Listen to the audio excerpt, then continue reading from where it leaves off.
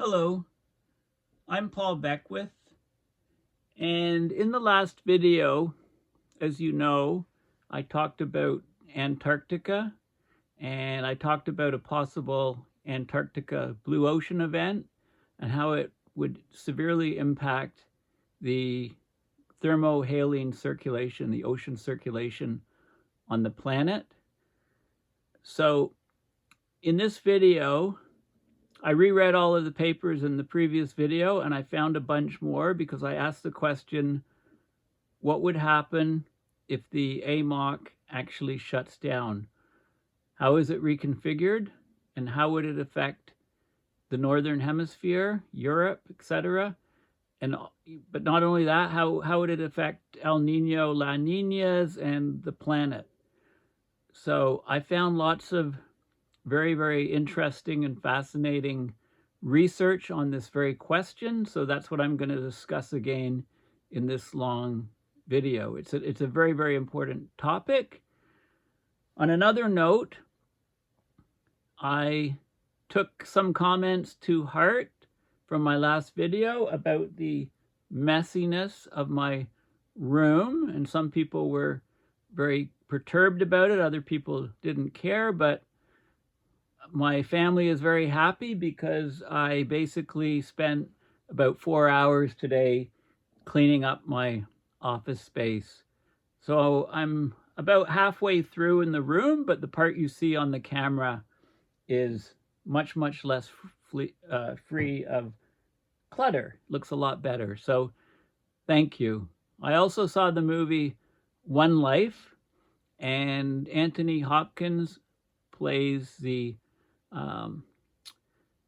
person who rescued many, many hundreds of refugees in World War II as World War II was starting. And in one scene, he actually does spends a lot of time and cleans up his office. And my oldest son, who's going to teacher's college, his room was total catastrophe, and I kind of blew up at him the other night, but I have no moral standing to tell him to clean up his stuff if my own stuff was just as bad or even worse. So for a multitude of reasons, my office space is much better, so I should be more efficient. Okay, let's get back to Antarctica. And this is sort of, as a sort of summary here in this paper, which I'll discuss in detail, you can see some of the effects of the AMOC on versus AMOC off. So AMOC on, present state, dotted line for sea ice extent. And if the AMOC shuts off, the north gets way, way colder. The sea ice would extend much further south. And in the case of the Atlantic, it would come right across, and ice could actually join up with Ireland and up in Norway. I mean, you could have sea ice coming right across to Europe, and a huge drop in temperature, in areas of northern Norway of 20 degrees Celsius or so. That drop would take place, over 50 to 100 years, essentially, maybe a drop of 2 or 3 degrees Celsius per year for many years if the AMOC shuts off. Another interesting factor is you get a intensified strengthened Walker circulation, according to this paper. So that would mean stronger trade winds going from east to west, pushing the warm water back over to this region.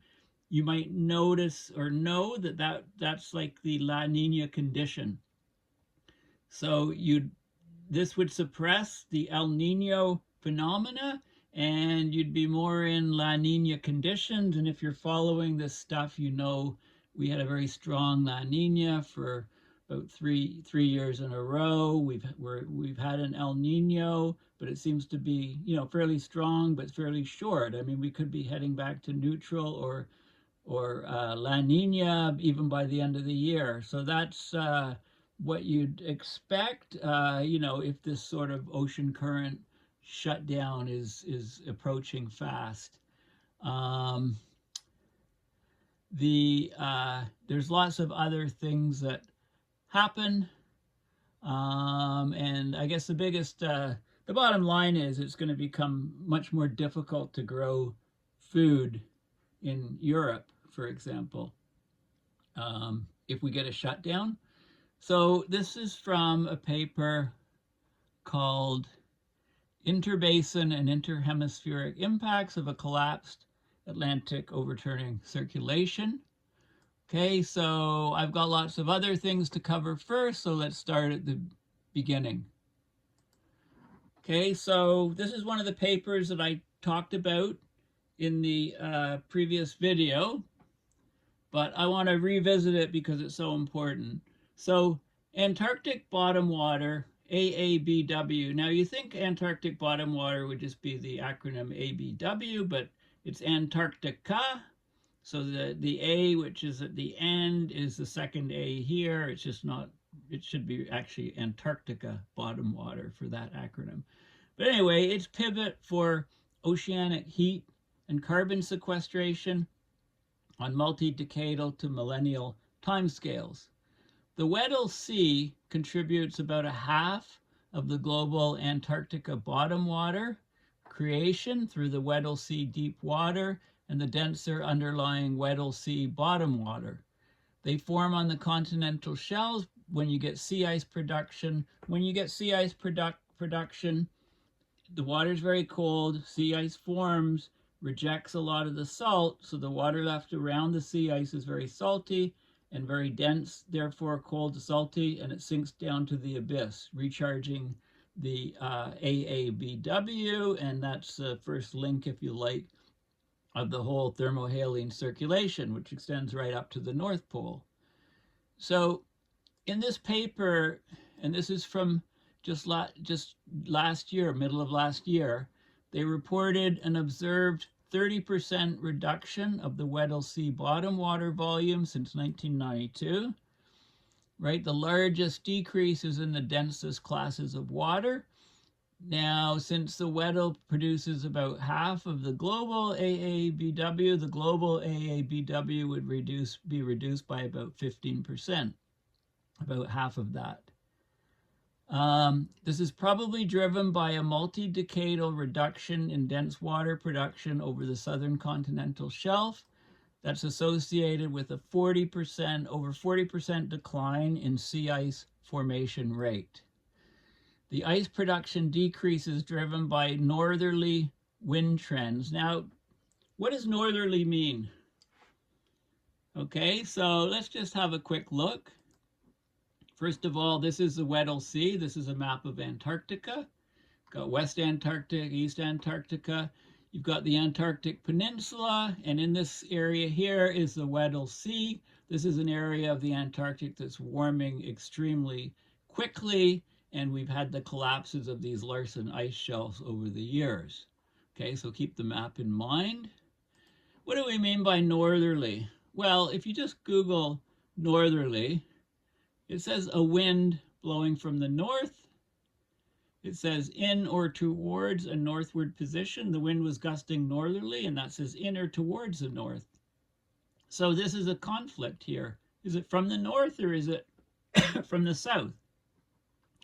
What do we mean? Well, here we say in or toward the north. So this would mean blowing from the south to the north, and this says from the north, right? Completely two different definitions that are in conflict. So what do we mean? Well, meteorologists mean coming from the north. Okay, that's what we use in meteorology. A northerly wind is a wind from the north. Okay, so if there's a northerly wind towards Antarctica that is increasing, then that's pushing warmer water further south. So it's no wonder that there's less sea ice formation. No wonder why we're heading towards a blue Antarctic Ocean event, if you like. Just to confirm, northerly means from the north. Westerly winds. What does westerly winds mean? It's a wind that blows from the west. So we're very familiar with this across the northern hemisphere because North America and Europe, we get mostly westerlies, which are winds blowing from the west. Okay, so just to make that clear. Okay, so let's go back to the paper here. Okay, so let's just have a look at some of the key figures. This is the blue outline showing, this whole region, Antarctica Peninsula, Weddell Sea here. The red enclosure is the subset here. We've got things like the Antarctic circumpolar water coming here. We've got the Weddell Sea deep water forming, and the Weddell Sea bottom water is below the deep water. It's the coldest, most dense water. So we're not getting as much charging of the deep water any longer. And you can see this is the area in square meters from 1990 to 2020 of this is showing basin-wide Weddell Sea bottom water shrinkage and widespread deep Weddell Sea warming. So we're getting warming of the water deep down. So what we're seeing here is the Weddell Sea bottom water production. It's decreasing 45 cubic square kilometers per decade, much less of the Weddell of the Weddell Sea bottom water being formed. This is the Weddell Sea deep water on top of the bottom water, much less of that being formed over time. And you can see between different latitudes, this is a drop here between 51 west and 30 west, and then you can see 51 west to 17 west, so that's inclusive of this, but a wider thing, and you can see the total Weddell Sea bottom water, the decreases. Okay, and this is bathymetry profiles of showing we're getting shrinkage of the Weddell Sea deep water, a loss of volume of the bottom water, and this is slowing down the thermohaline circulation. This is the southern branch of the thermohaline circulation. You can see there's been a linear trend of sea ice concentration, percentage per year, loss of sea ice in lots of regions. The formation is lower. Okay, and so we're getting, so this ties in. We're just getting less sea ice. We're getting less submergent sinking of the denser water because there's less sea ice forming. Okay, I've also talked about this in the northern hemisphere. This is showing the mean sea level pressure changes per year, and we're getting lower and lower pressures here and higher pressures there. So low pressure here, air moving in deflects to the left in the southern hemisphere, so it gives this clockwise pattern. You can see these winds, and here you get the winds coming down into this region. These are the northerly winds from the north coming in, pushing warmer water in. So there's less sea ice formation, so therefore there's less production of the Antarctica bottom water, and that's pretty clear from this paper. Okay, so that's the key thing from this paper, which I'm revisiting from last video. And now we have this paper here, Abyssal Ocean Overturning, Slowdown, and Warming is Driven by the Antarctic Meltwater. So this just is another paper from last year. Let's look at what it has to say. And I talked about this paper as well. There's a few more papers, and then I'll get into new stuff here. But these are the papers. I'm just talking about them in a different way because the results are so important. So the Abyssal Ocean Circulation is a key component of the global meridional overturning circulation. Remember, this is the mother of all tipping points, I call it. The ocean currents. They cycle heat, carbon, oxygen, and nutrients throughout the world's ocean. The strongest historical trend observed in the Abyssal Ocean, the deep ocean, is warming at high southern latitudes. Okay, and it talks about the meltwater input around Antarctica drives a contraction of Antarctic bottom water. It's like freshwater hosing, if you like, right? This reduction of Antarctica bottom water results in a warming and aging of the abyssal ocean. It's not cycled as frequently. And this is a huge problem. So let's have a look. So this is some of the key figures in here. It shows from 2001 to 2010, the change in, these are changes in temperatures, surface water mass transformation, bottom seawater age anomaly. This is the age here, aging water. Okay, the water sticks around. It's not refreshed or recharged as often. The salinity changes. You can see the salinity is decreasing here. This is from 2001 to 2010, 2021 to 2030, and projected from the model 2041 to 2050. So aging water. You can see the water is getting fresher and fresher around here, which means it's lighter and it doesn't descend to the bottom and recharge the deep water as much. And the temperature of the water is also getting extremely warm around these regions. So again, much lighter water. Warmer water is lighter. So this is double whammy. The salinity is going the wrong way. The water is getting fresher. Temperature is going the wrong way. It's getting warmer, so it's getting lighter and lighter water, and that could completely shut off the thermohaline circulation system. And this shows you heat flux anomalies. This is the X's are the areas of the chimneys, if you like, where you get water descending down to the abyss. But as the water gets warmer and warmer, it's lighter and is less likely to descend again. So eventually you get Antarctica bottom water decline, 42% projected decline by 2050 according to the model. And you get, therefore, AMOC decline. Just from the Antarctic bottom water decline, you get a sharp AMOC decline as well. But of course, stuff's happening in the Arctic, similar processes to reduce the North Atlantic bottom water. In the case of the Atlantic. Okay, so it's all tied together. Lots of plots about and so on. But that's the key thing. This is showing the Antarctic bottom water as in the 90s. In 2050, the projections show, a severe drop of water going down to the abyss.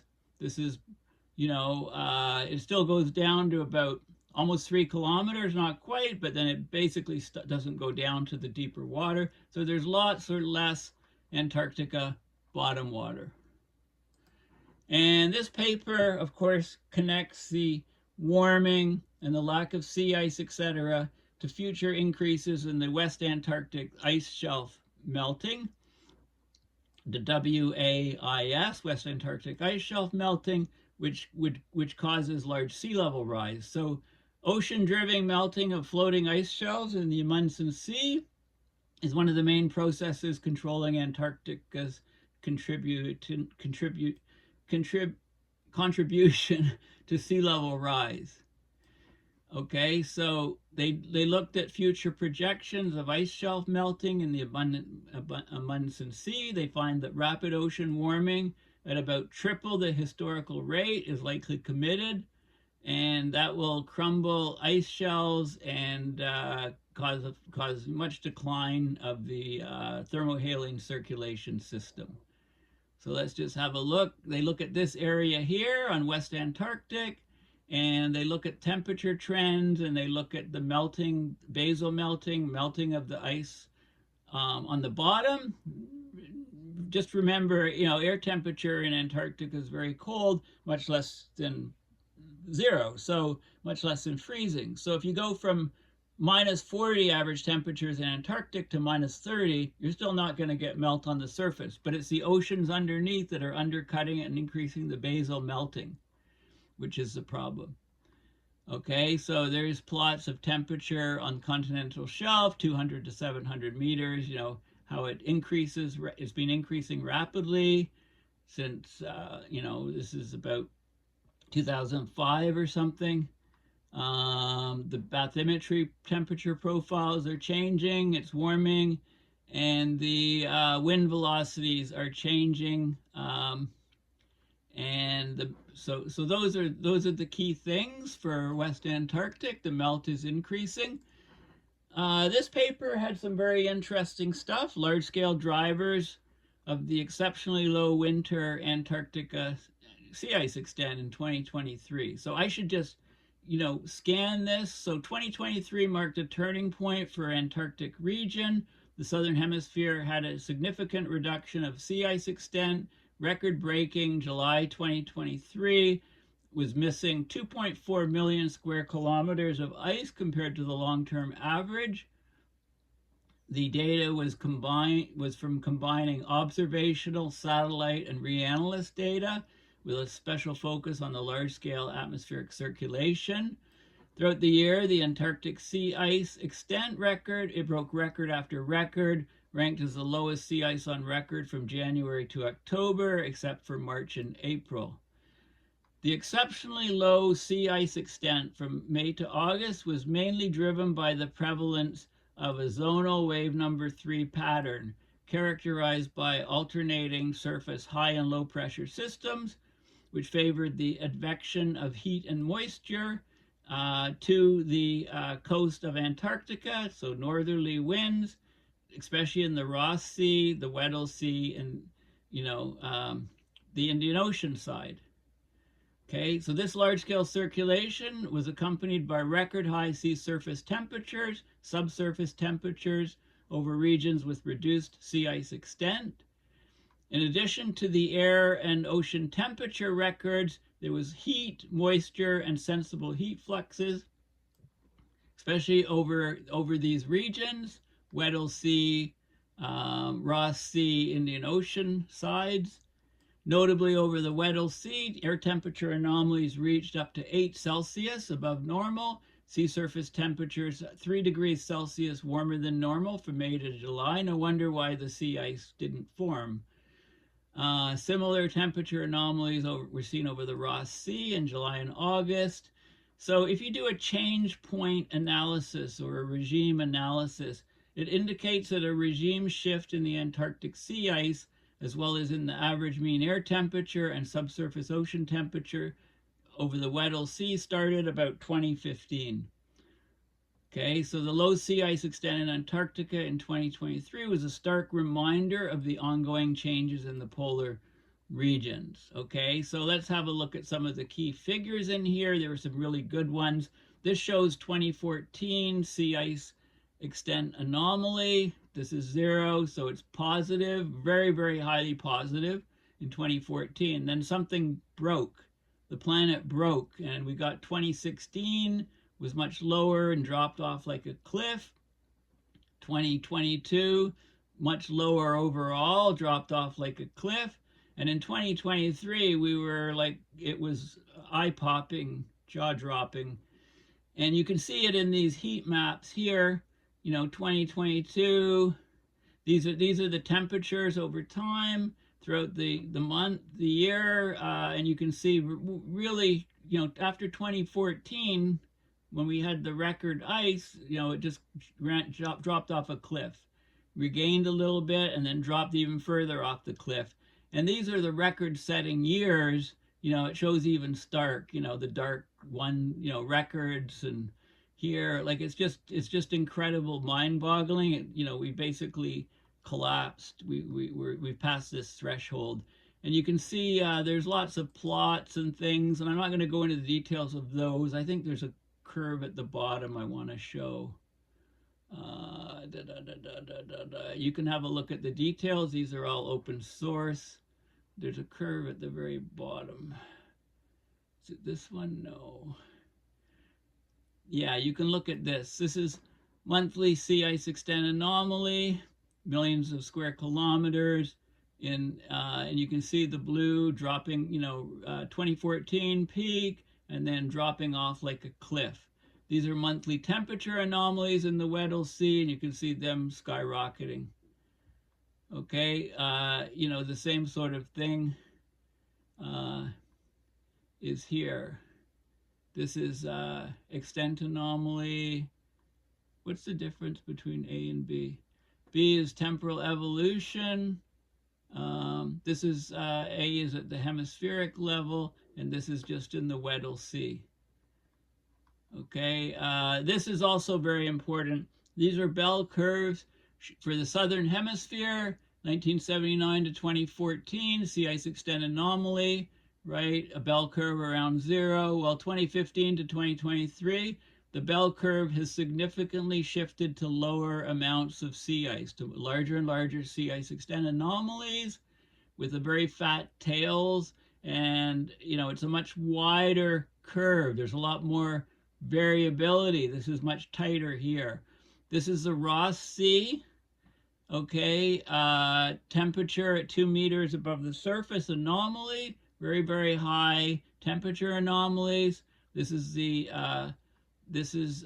Ross Sea sea ice extent anomaly, right? Shifting much lower in 2015 to 2023. And this is the same data for the Weddell Sea. So the Weddell Sea, the shift in temperature was, it was 0.2 in the Ross Sea, 0.43 Celsius in the Weddell Sea from 2015 to 2023. And the sea ice extent was much, much lower in the Weddell Sea, even more so than the Ross Sea. Okay, so those areas were hammered. And so basically we broke the system in Antarctica after about 2014 or so. Okay, we just busted it. We just snapped it, fractured it. The system seems to be broken. And this is the paper which shows the sea ice extent anomaly in 1 million square kilometer. We were over 2 million square kilometers here and here, higher, and then boom, it collapsed to less than 2 million square kilometers the other way. So, and here and here and here and here. So the whole system, we have a regime change or a phase shift or whatever you want to call it, very highly nonlinear system. It just busted, snapped. Okay, and this paper also had a lot of really good stuff in it. I'll read this significant statement. I read this guy last video. This is, in recent years, there's been several summers with extremely low Antarctic sea ice cover, including consecutive record lows in February 2022 and February 2023. Since then, the 2023 winter has seen remarkably low sea ice growth, with an anomaly far below expected climatology. This has led researchers to question whether it's been a regime shift. It certainly looks like it, and we assess the observational evidence of such a shift. In the last decade or so, the variability of summer's sea ice has almost doubled, accompanied by a much longer sea ice memory from season to season. So if it's low in the summer, it's low in the winter, etc. These statistical changes, as well as an increased spatial coherence noted by other researchers, are consistent with theoretical indicators of a critical transition or regime shift. Okay, so we've had this feared regime shift in Antarctica, and it will affect climate on the entire planet because the ocean currents are the mother of all tipping points, as I call them. So this is sea ice area, millions of square kilometers, increasing the max around 2014, and then the collapse here, a little bit of a recovery and collapse to even lower levels. Okay, so, Honey, we broke the climate. Remember that movie, Disney movie, Honey, I shrank the kids. The mad scientist shrinks his kids. Well, Honey, we busted the climate. Here's again and more plots of breaking the climate system. Okay, so on to some other stuff. So first of all, I highly recommend that you have a look at the, let's just center the video. Look at the Wikipedia page on thermohaline circulation. The bulk of the driving the system is the Southern Ocean. The oldest waters with a transit time of about 1,000 years up well in the North Pacific. Okay, so in this region, the oldest waters up here. With an AMOC shutdown, you lose these upper branches that extend mostly poleward. You lose this one and you lose this one, basically. But let's have a look at some of the details. So a lot of good information here. This is a good animation here of the global system. Okay, Antarctica's here. It's a different view of the Earth. So you get the westerlies coming here, the bottom water, and the sinking and the formation of it. It's just showing one chimney. There's actually 3 or 4. And then you can see how this water basically spreads out and goes up here and surfaces.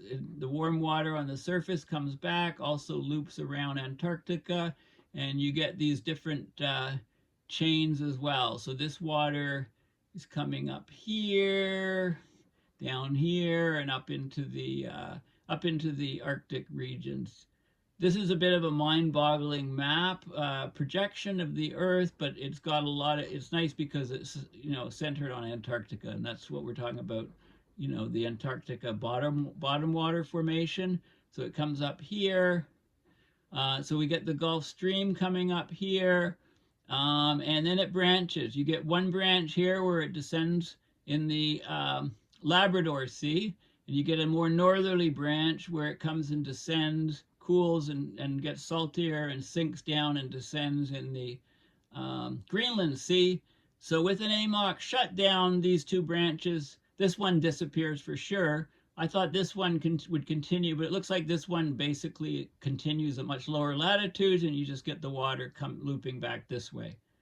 Okay, and I expect the water doesn't go as far north in the Indian Ocean, probably drops a bit. The loop comes lower, and also in the North Pacific. I don't think it comes right up as far. I think it might loop around a much tighter loop here with an AMOC shutdown. But let's investigate this further. So let's stop the animation. Okay, so really good, Wikipedia page on the thermohaline circulation.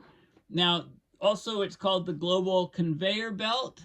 This is from the National Ocean Service, which is part of National Oceanic and Atmospheric Administration. And you can see the Antarctic bottom water coming north here, looping around. And then the surface waters and warm waters are red.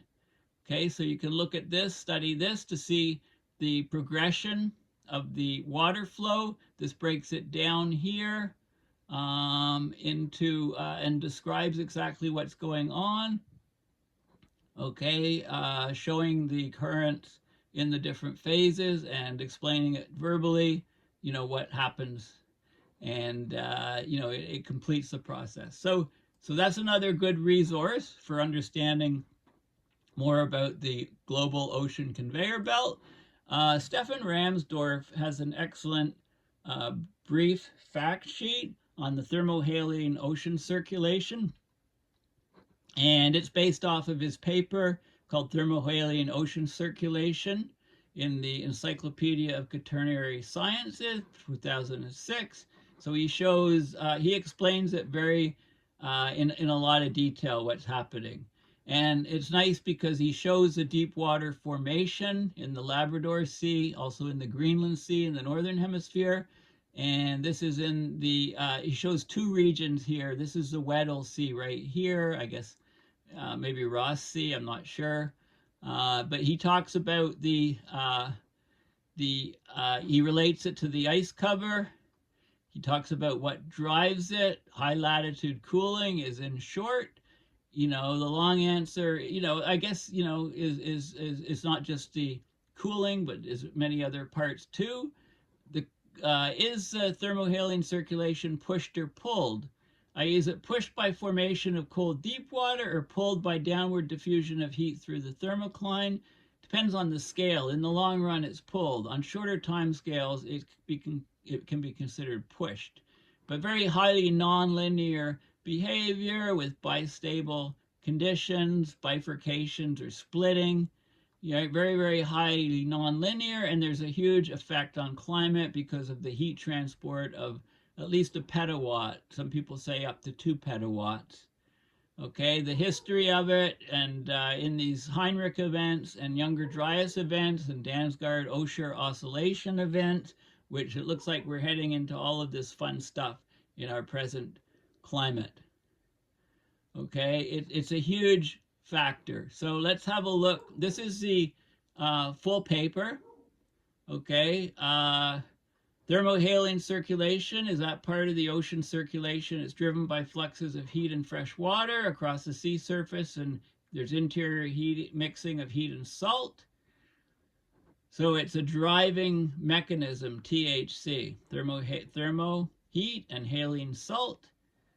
Important features are deep water formation, spreading of deep waters through the boundary currents, upwelling and near surface currents, large-scale deep overturning motion of the oceans. Highly nonlinear, vital for climate. Okay, so he shows it here. Now this I like because it shows the deep water formation in the Labrador Sea here, in the Greenland Sea up here, and also here this is in the Ross Sea, as I said, and the Weddell Sea here. Okay, and there's wind-driven upwelling in these locations. Okay, so this is key.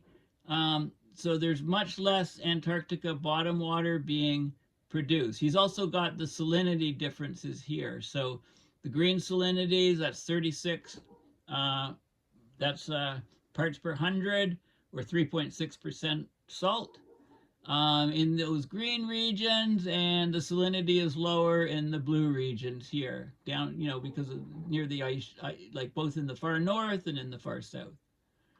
Okay, a couple other key things. I just want to show you. Okay, so the map. Yeah, so this is a representation of the spread of Antarctica bottom water, AABW.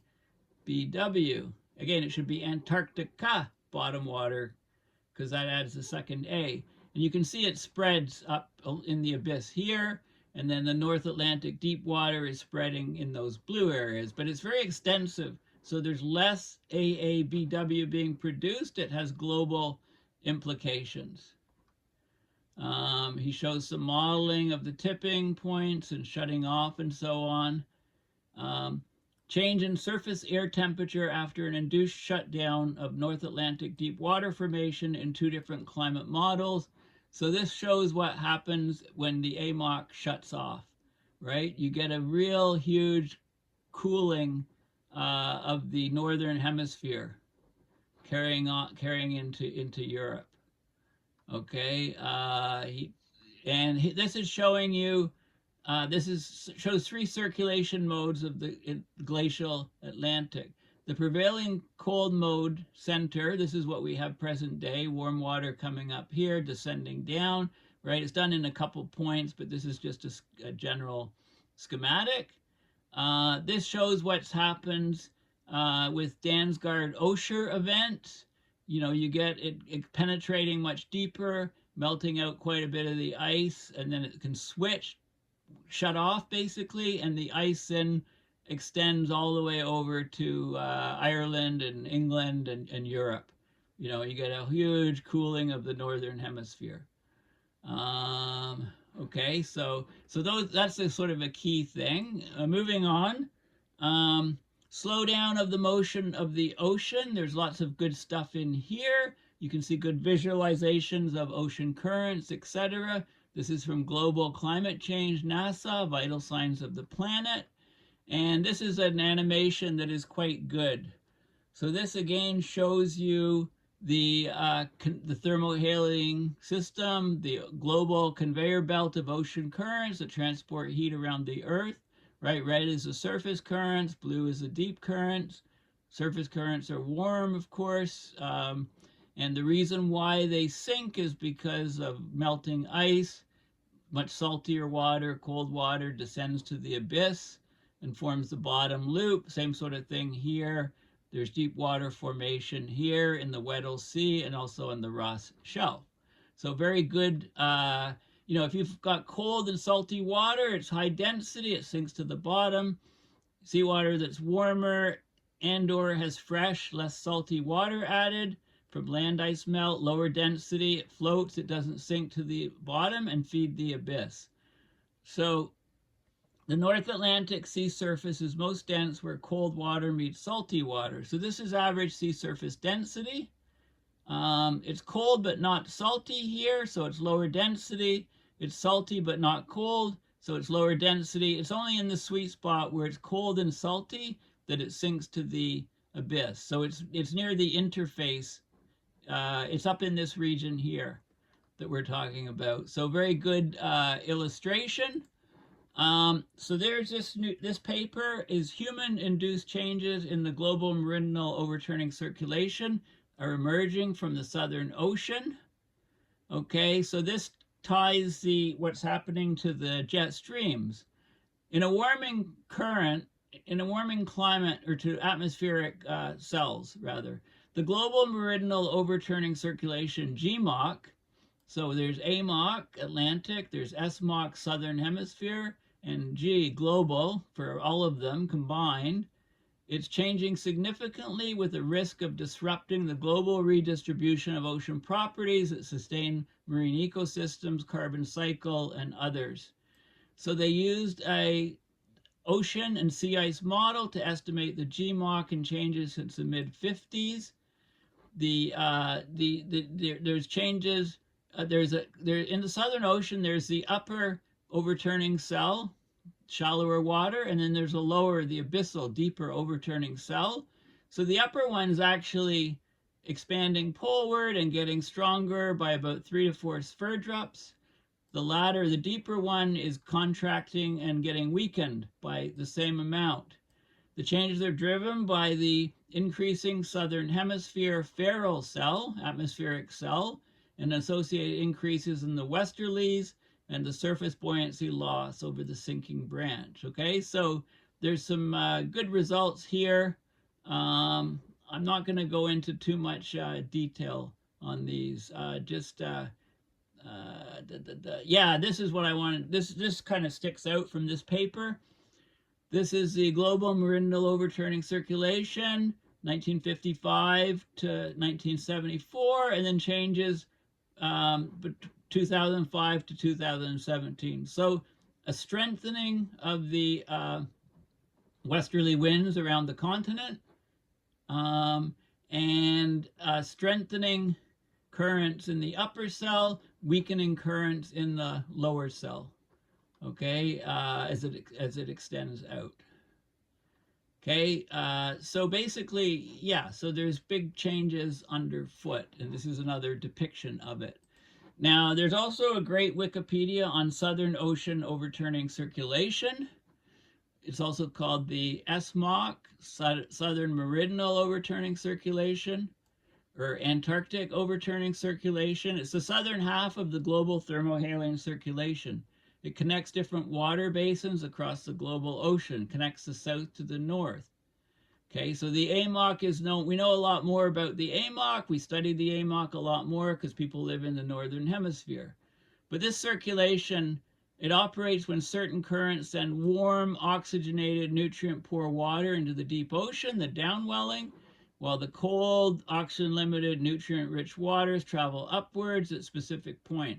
So these are vital for moving warm and cold water across the planet, but also oxygen in the ocean, dissolved organic carbon, the carbon sinks of the ocean, and nutrients like iron, which stimulate phytoplankton growth. So both halves of the circulation have a great effect on Earth's energy budget and the carbon cycle. Okay, so there's the upper part. In the Southern Ocean, there's two parts, the upper and lower cell. Okay, and you can see that there's been huge changes in the strength of both halves. So the upper cells increased 50 to 60% in flow since 1970s. The lower cells weakened 10 to 20%. And one of the papers I showed you showed that the change was about more equal in those two. So the upper cell, lower cell, there's a lot more details here. Climate change impacts. Here we got the lower cell, okay, getting weaker, the upper cell getting stronger. This is before 1970s, and so the upper cells, it's moving closer to Antarctica. It's getting deeper and deeper, and it's pinching out the lower cell. Okay, so this is huge changes. Okay, so let's go on. The weakening AMOC under extreme climate change, right? All of these papers bring something different to the table. They talk about 1.5 to 2 petawatts of heat moving in the Northern Hemisphere alone, right? So that's higher than what Stefan Ramsdorf was saying in 2006 in his paper. He's about a petawatt. I guess this is updated information. Yeah, it talks more about what's going on with the AMOC, and I think this was like water hosing experiments where, oh yeah, you abruptly in the computer model you say we've got 4 times the amount of CO2, so you look at the flow of the flow of the AMOC gets greatly cut down. This is sphere drops flow, so up to 27 sphere drops, you know, and it drops right off, goes down to just a few, less than 5, I believe. Okay, and it shows AMOC change in all these different models, and you know, there's a big spread in the models. I guess this is considered most likely here, maybe, I don't know. And you can see, so this is computer models where you suddenly go up to 4 times the CO2, and you know, it takes about, you know, this is modeling over 20 years in 5-year increments, so it gets warmer and warmer. You know, this is surface density. Water that gets lighter and lighter, so it's decreasing is red. The water gets lighter and lighter, so it's less likely to sink. Surface ocean currents, you know, increasing. The AMOC overturning actually drops right off. Okay, there's much less charging of the bottom water, much less North Atlantic deep water. The AMOC is shutting off, basically. Okay, and there's some time series showing freshwater fluxes, AMOC strength. You know, so basically it can collapse and shut off, but it doesn't do it overnight. Like the Hollywood movie, this is showing 40-year time scale. Other curves show, you know, more like 100 years, but I think 40 years is probably reasonable. And this is a change in sea surface salinity over time. So the water gets fresher and fresher and fresher in the Arctic and is less likely to sink to the bottom. Okay, so that's a key paper.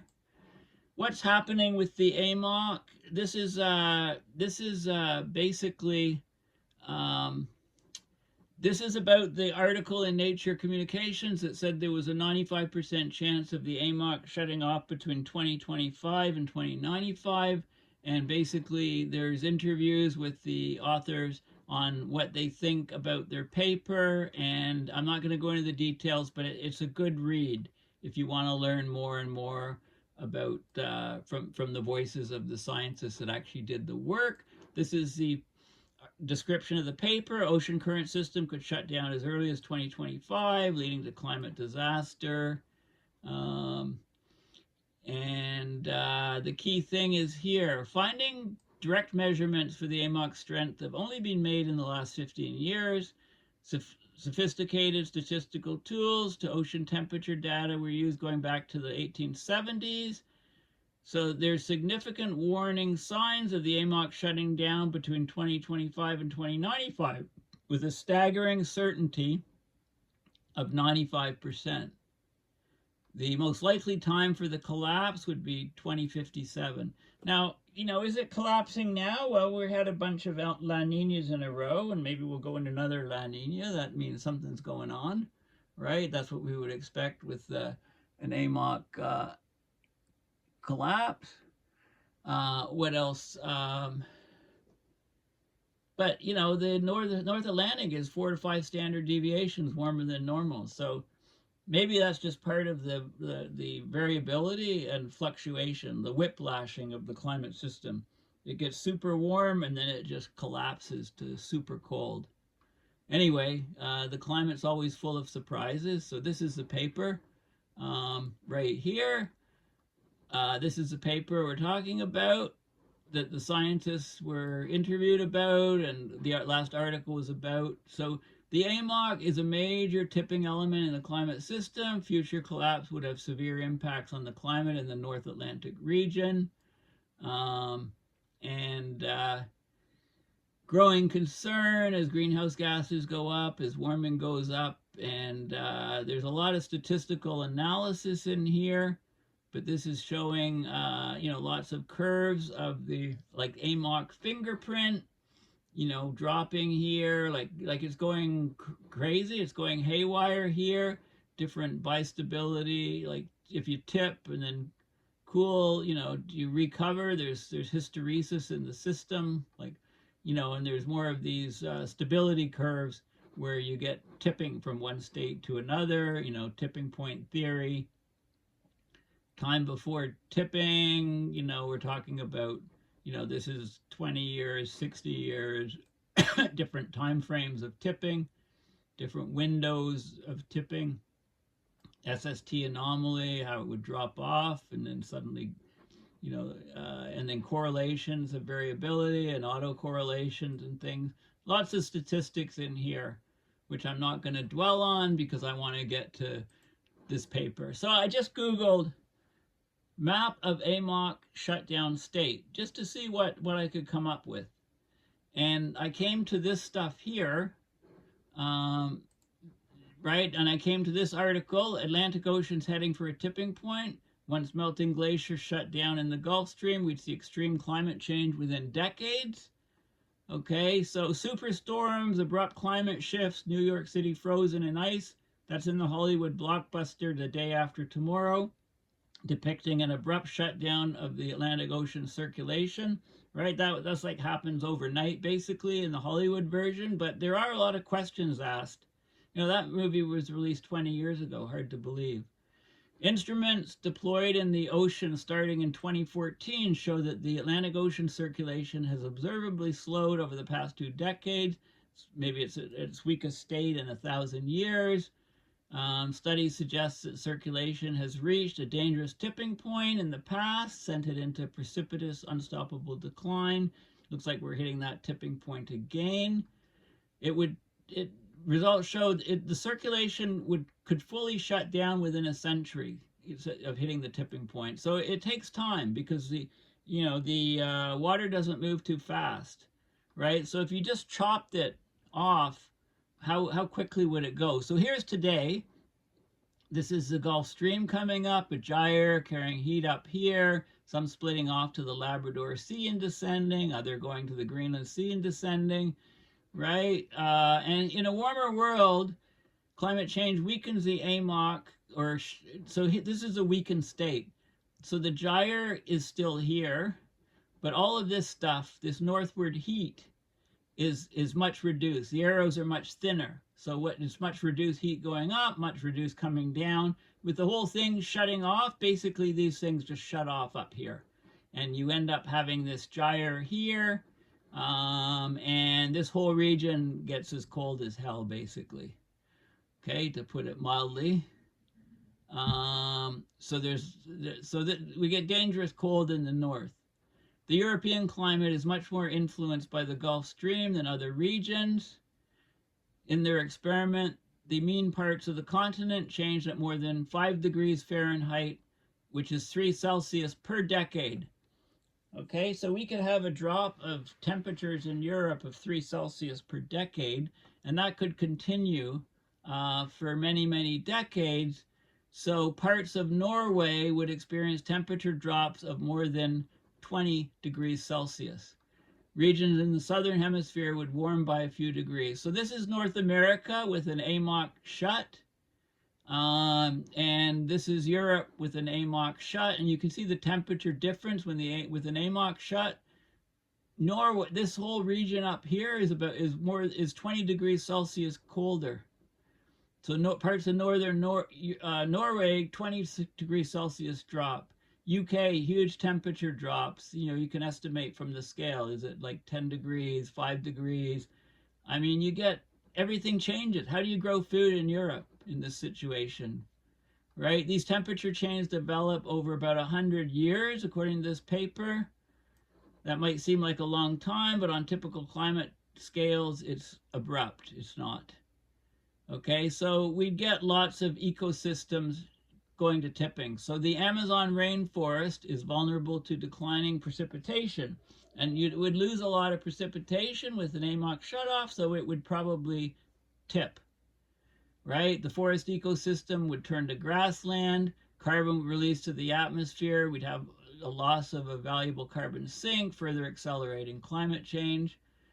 Okay, so when will we see this tipping point? It's a big question.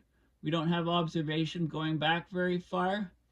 A recent study showed that the conveyor belt is rapidly approaching its tipping point, possibly within a few years, but there's a lot of statistical uncertainty.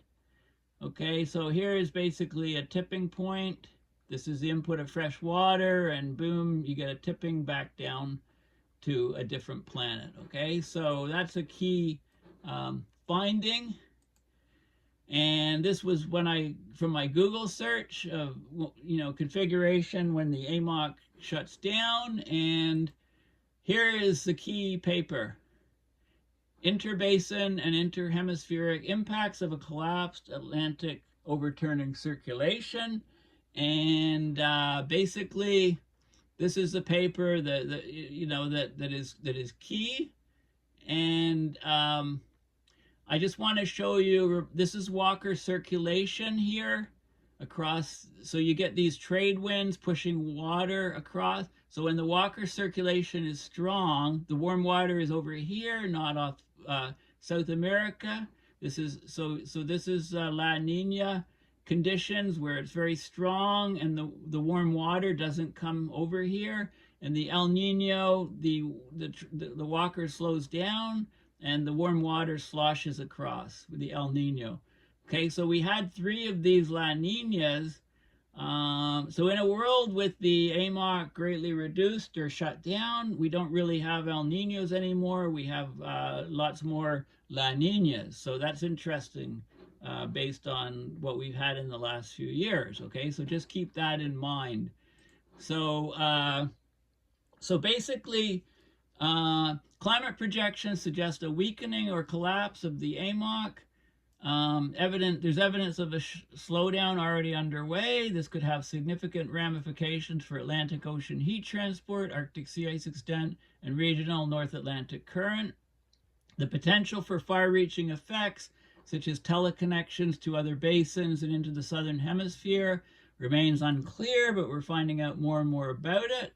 So they used a global climate model. They showed that AMOC collapse can accelerate the Pacific trade winds and Walker circulation by leaving an excess of heat in the tropical South Atlantic. So if less heat is going to the North Pole, then there's more heat at lower latitudes. There's more heat in the tropics, so you get this Walker circulation increase. You don't get the El Niños, you get La Niñas. This tropical warming drives anomalous atmospheric convection, resulting in enhanced subsidence over the East Pacific, strengthened Walker circulation, and trade winds. You also get a weakening of the Indian and South Atlantic subtropical highs, deepening of the Amundsen Sea low. All these things have huge implications on the climate. So they talk about AMOC on, over 20 sphere-drops of water flow. The AMOC off, you basically lose that water flow.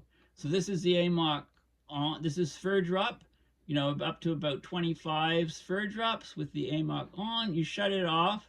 This shows a big, huge drop over 20 years. And then, over 50 years, it's about a fifth. right? It goes down to about 4 and it starts at about 24. So it's a 6. Okay, this is northward heat transport now with the AMOC on, and it's greatly reduced. We don't get that heat going up into the north. Okay, so this is sea surface temperature changes with the AMOC off. It gets much colder up in these regions. The precipitation, the ITCZ moves southward, right? And so this is where all the rainfall is instead of up in this region. This is where the ITCZ normally is right now. It would move much further south. So a lot of these areas would become desert in this region. What else does this show? This is how quickly things change. So years 1 to 10, you get a cooling, you get more cooling. Years 11 to 20, 21 to 30, and 31 to 40, you get a huge cooling. So this is when the AMOC shuts down, how the surface temperature, minus 21 Celsius over Europe. It's not going to be a pretty picture. This is how the winds change. I believe sea level pressure rather, how it changes. So lots of changes in winds. This is a strengthening. This is that Walker circulation strengthening thing, preventing the El Niños from forming. Okay, so there's lots of good data, and this is what I showed you at the very, very beginning, and it shows you the strengthened Walker circulation, shows you the ice sheet extent increases, comes further south, in fact, goes right over to Europe, and you get a lot of different effects happening in the southern hemisphere too. Okay, so the whole system's tied together, right? The ocean circulation is certainly the mother of all tipping points. Okay, so really, really good paper, really key stuff to cover. Please consider donating to my PayPal to support my research and videos. Thanks for listening, and bye for now. I hope you like my cleaner office. Bye for now.